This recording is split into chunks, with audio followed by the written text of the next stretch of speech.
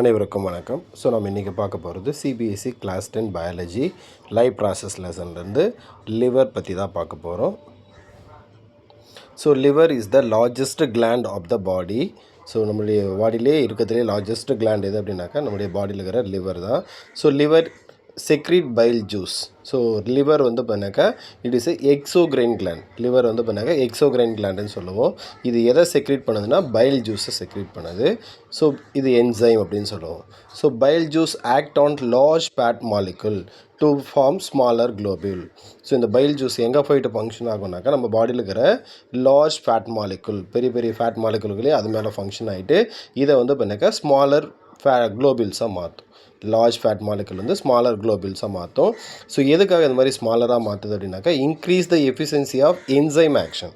அதாவது அந்த என்சைம் ஆக்ஷனை வந்து இன்க்ரீஸ் பண்ணுறதுக்காக இந்த ஸ்மாலர் குளோபியூலாக மாற்றுது. ஸோ நெக்ஸ்ட் வந்து பண்ணாக்கா எக்ஸாம்பிள் வந்து பண்ணால் எமுல்சிஃபிகேஷன், அதாவது பிரேக் டவுன் ஆஃப் ஃபேட்டு தான் என்ன சொல்லுவோம்னா எமுல்சிஃபிகேஷன் அப்படின்னு சொல்லுவோம். நெக்ஸ்ட் வந்து பண்ணாக்கா இந்த பைல் ஜூஸ் எங்கே ஸ்டோர் ஆகும் அப்படின்னா gall bladder store the bile juice for the further use. Further யூஸ்க்காக வந்து பண்ணாக்கா அந்த பைல் ஜூஸ் மொத்தமாக எங்கே ஸ்டோர் ஆகணும் நம்முடைய பாடியில் கால் பிளாடரில் ஸ்டோர் ஆகும். ஸோ அடுத்த வீடியோவில் சந்திப்போம். தேங்க்யூ.